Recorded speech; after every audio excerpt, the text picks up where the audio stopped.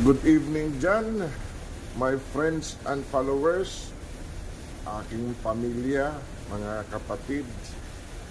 Magandang gabi po sa inyo. Ito po ang aming 12 days of navigation to Unsan. Ito, meron na kaming swell.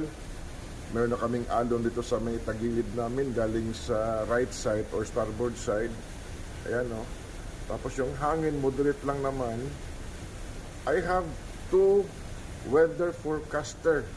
Yung sa owner side, ang sasabi, hihinto muna kami ng 50 hours.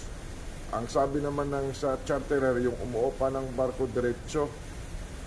Kasi mayroong dalawang malakas na bagyo dyan sa unahan, sa mga about 3 days from here.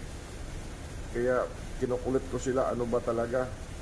Ngayon, kausap ko lang ngayon yung aming charterer weather forecaster diretso. Tapos yung